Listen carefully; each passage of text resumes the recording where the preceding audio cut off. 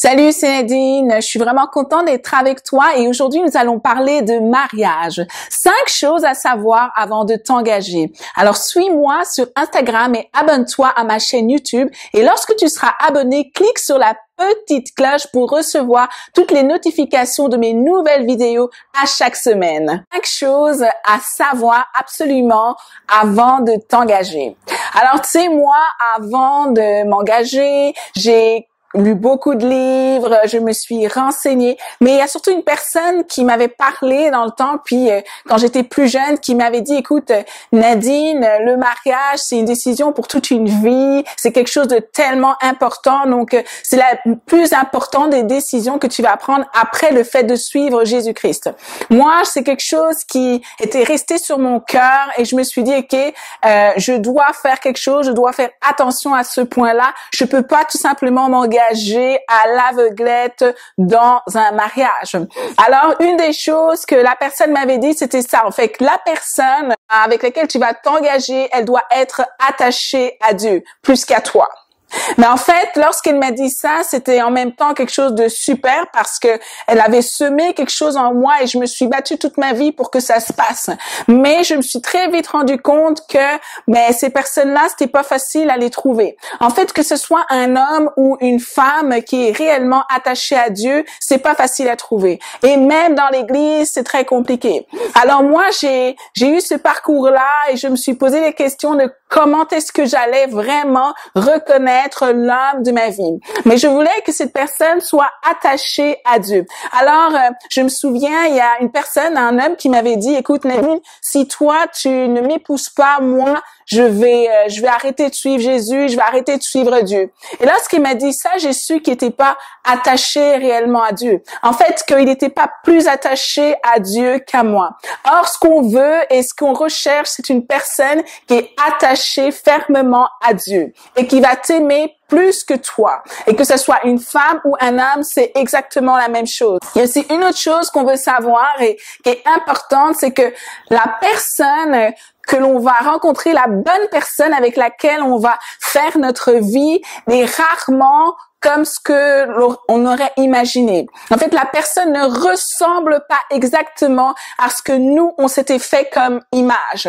Pourquoi? Parce que on pense à un certain type de personne, on pense à un certain type de physique, et finalement, en fait, ça ne se passe pas de cette manière-là. Et ce qui est drôle, c'est que quand je parle de ça avec certaines personnes, elles me disent, ah, mais c'est vrai, de toute façon, Dieu me connaît, il sait très bien que moi, ça va pas passer. Mais en fait, oui, Dieu te connaît parfaitement et il te connaît même mieux que toi-même. Donc, il va mettre devant toi une personne qui va t'apporter plus que ce que toi tu peux imaginer. C'est une personne qui va te compléter, une personne avec laquelle tu vas pouvoir aller plus loin, une personne qui va te rendre meilleur, une personne que tu vas rendre également meilleur.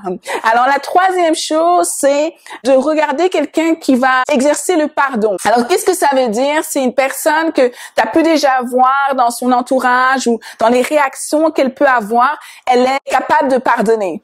Tu sais, c'est pas le genre de personne, quand on lui fait quelque chose, elle est tout le temps en train d'en parler de cette affaire-là. Ça fait 5 mois qu'on lui a fait la même affaire et elle en parle. Je parle pas d'une grosse affaire là à pardonner, mais tu vois que la personne, c'est lourd et c'est difficile. Et pourquoi c'est important d'avoir quelqu'un qui est capable de pardonner? C'est parce qu'en fait, dans un mariage, ça arrive souvent qu'on ait à se demander pardon. Ça arrive souvent à ce que on ait à s'excuser. Ça arrive souvent à ce que l'autre personne ait à nous demander pardon aussi, parce que il y a rien à faire. C'est une telle proximité que c'est inévitable d'être blessé, que ce soit de manière volontaire ou involontaire. Même très souvent, c'est involontaire. Tu es blessé parce que justement, vous êtes très proches. Les paroles que cette personne va dire, les choses qu'elle va faire vont beaucoup plus t'affecter. Et donc, c'est important que cette personne-là et que toi-même, si toi-même tu as de la difficulté à pardonner, que tu puisses t'exercer, mais que tu puisses demander aussi à Dieu de travailler ce côté à toi. Parce que dans le mariage, c'est inévitable, tu vas devoir pardonner. La quatrième chose à savoir, c'est que une personne, peu importe la personne, elle ne pourra jamais te combler.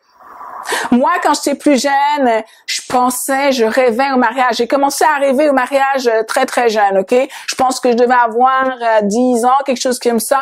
Pour moi, je me disais, écoute, le mariage, c'est très certainement un contexte dans lequel c'est génial, tu es aimé, l'autre personne t'aime, tu te noies dans son amour, c'est génial. Tu sais, il répond à tous tes besoins. Oh, wow, c'est vraiment génial. Et moi, c'est ce que je me disais, ouais, c'est ça que je veux absolument vivre et tout. Et souvent, c'est ça. On rentre dans le mariage et on n'est pas vraiment éduqué et on pense que l'autre va pouvoir nous combler nos lacunes, combler notre manque ou notre vide. Mais la réalité, c'est que si tu rentres dans ton mariage et que Dieu n'a pas comblé le vide qu'il y avait en toi, tu vas rentrer en fait non comblé et tu vas avoir des attentes que personne ne pourra combler. En fait, personne n'a pu combler ces attentes-là avant. Ton père, ta mère, tes frères, tes sœurs ont pas été capables de le combler et c'est pas un homme et c'est pas une femme qui va être capable de le combler. Et en réalité, même lorsque tu rentres dans ton mariage, il y a des moments que tu voudrais que l'autre puisse te combler, mais il est pas capable de te combler. Pas parce qu'il est imparfait. Bien sûr, il est imparfait, mais tout comme toi, tu l'es. Mais tout simplement parce que c'est pas sa fonction. En fait, un homme ou une femme, dans le cadre du mariage, n'a pas été créé pour te combler totalement. Il y a que Dieu qui peut te combler. Et la cinquième chose que tu dois absolument regarder, que ce soit pour toi ou pour l'autre personne, c'est être capable de recevoir des conseils. On est en 2019 et le monde se marie sans aller chercher de conseils, tu sais, auprès de tes parents qui sont chrétiens, auprès de leaders dans l'église, auprès d'un pasteur, auprès de quelqu'un qui te connaît et qui est mature dans la foi. On s'engage dans des choses, puis on ne demande pas de conseils.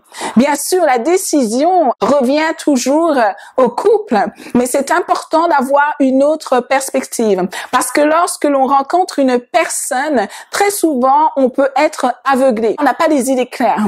Mais lorsque l'on parle à des personnes qui sont bienveillantes, ces personnes-là qui te veulent du bien vont pouvoir t'aiguiller, vont pouvoir prier avec toi là-dessus. Donc, c'est vraiment important d'intégrer, d'avoir soit des mentors, un couple qui va accepter de te suivre, de t'accompagner là-dedans. Et c'est aussi vrai avant de te marier, mais c'est aussi vrai pendant que tu es marié. Ça ne veut pas dire que tu vas raconter tous les détails de ta vie. Un couple reste un couple, il y a des choses qui restent dans le couple, mais il y a certaines choses qui peuvent aider. Une personne qui a commis des erreurs ou qui a fait des choses dans le passé va être capable de t'accompagner. Souvent, nous, on se dit, ouais, mais là, la personne, elle est vieux jeu, qu'est-ce qu'elle va me raconter, qu'est-ce qu'elle va m'apprendre? Ah, dans ton époque, c'était pas pareil. Mais non, en fait, les relations, ça n'a pas vraiment beaucoup changé. Et c'est souvent les mêmes choses qui se répètent. Et voyez-vous, la personne qui m'avait conseillé lorsque j'avais 8 ans, elle passait également par des moments difficiles. Et c'est ces moments difficiles-là qui lui a permis à elle de me dire des choses qui ont impacté ma vie, qui m'ont permis, et je crois justement, d'attendre avant de me marier, de rencontrer une personne qui était vraiment attachée à Dieu. Parce que c'est nécessaire. Et j'avais tellement vu des dégâts, j'avais tellement des mauvais modèles, que c'était important pour moi de m'accrocher à cette parole-là. C'était important pour moi de rechercher une bonne personne. Ça ne veut pas dire que une personne qui n'est pas attachée à Dieu n'est pas une bonne personne, mais c'est pas en tant que chrétien une bonne personne avec laquelle tu vas pouvoir cheminer dans le mariage. En fait, le mariage, c'est pas l'histoire de tenir pour un sprint. Je pense que c'est un marathon. Je pense que c'est un long voyage. Et il y a tellement de saisons, tellement de choses que tu veux que la personne avec laquelle tu es soit réellement connecté à Dieu. Parce que lorsque viendront les difficultés, quand viendront les intempéries, eh bien cette personne-là saura vraiment à qui regarder. Et t'as pas envie qu'elle regarde à toi lorsque les difficultés arrivent parce que tu es imparfait, parce que tu es imparfaite. Mais tu as envie qu'elle puisse regarder à Dieu. Tu as envie qu'elle puisse regarder également à Dieu. Donc, je te laisse ici avec les 5 conseils, les 5 choses à savoir avant de t'engager dans le mariage.